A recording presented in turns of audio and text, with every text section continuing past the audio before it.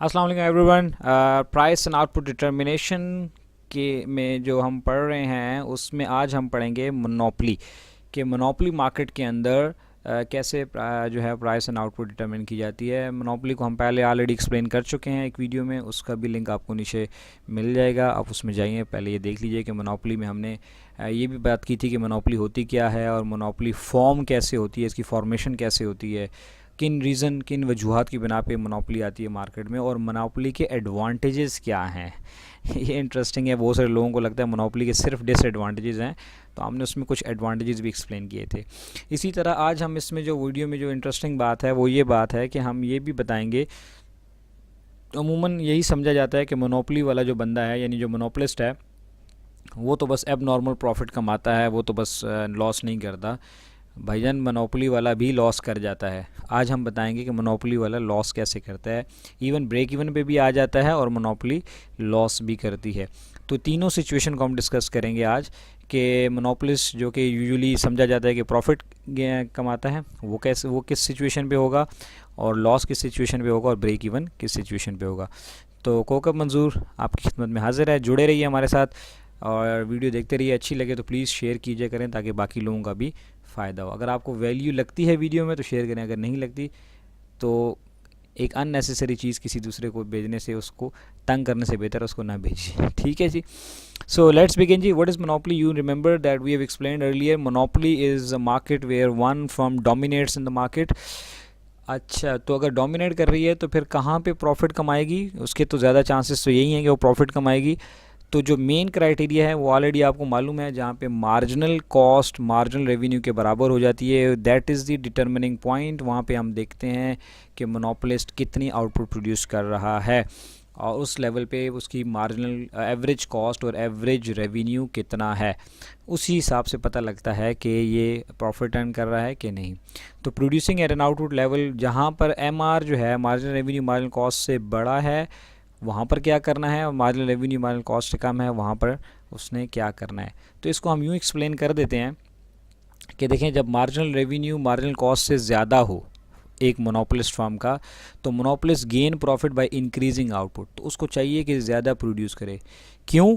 देखें, अगर उसकी पर यूनिट रेवेन्यू, जो उसका पर यूनिट रेवेन्यू है, सॉरी जो उसका एडिशनल रेवेन्यू है मार्जिनल रेवेन्यू, वो हर एडिशनल यूनिट के प्रोडक्शन कॉस्ट से ज़्यादा है।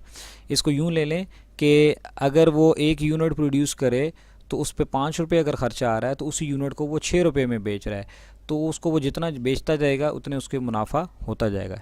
हर एडिशनल कॉस्ट उसको कितने में पड़ रही है, हर एडिशनल यूनिट की कॉस्ट उसको कितने में पड़ रही है, वो अमाउंट अगर कम है उससे जिस पे वो बेच रहा है हर उस एडिशनल यूनिट को, तो फिर उसको जितना प्रोड्यूस करेगा उसको मुनाफा होगा।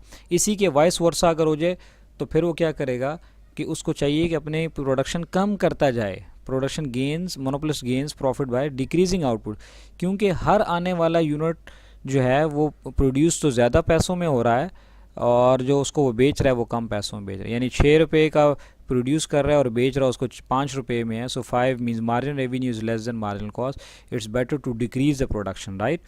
और इसी तरह अगर बराबर हो जाएंगे तो फिर उस पॉइंट पर वो मोनोपोलिस्ट जो है वो मैक्सिमाइज़ करेगा प्रॉफिट को। अभी हम ये देखते हैं ग्राफिकली, इसको सॉरी न्यूमेरिकली पहले इसको देख लेते हैं। अच्छा जी, देखें ये इसकी आउटपुट हो गई 1 से 9 तक, ये उसकी प्राइस है, मुख्तलिफ प्राइस वो चार्ज करता है।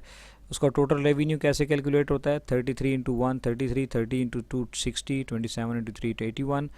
ये total revenue is always equal to P into Q, price multiplied by quantity, price multiplied by output.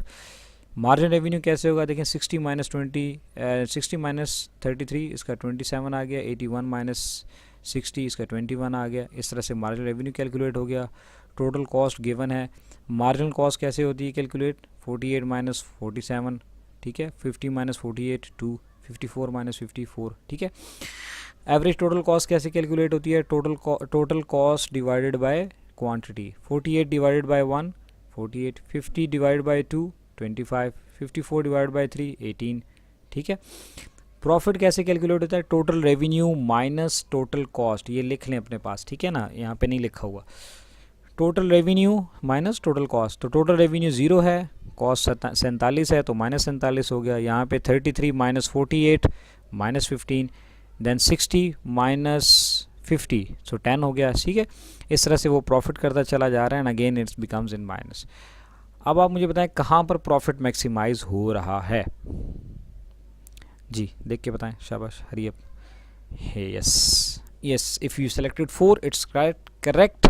Eight 4 unit ही is earning maximum profit 34 million या 34 बिलियन या जितने भी हैं, ठीक है ना। यहाँ पे लॉस हो रहा था, फिर उसको प्रॉफिट शुरू हुआ करते करते मैक्सिमाइज़ हुआ। अब आपको पता है प्रॉफिट एक लिमिट तक मैक्सिमाइज़ होता है, सारी ज़िंदगी के लिए, हमेशा के लिए प्रॉफिट मैक्सिमाइज़ नहीं हो सकता, ठीक है जी। तो ये इसको जो हम प्लॉट करते हैं, तो ये देखिए आपको कर्व नज़र आ रही हैं।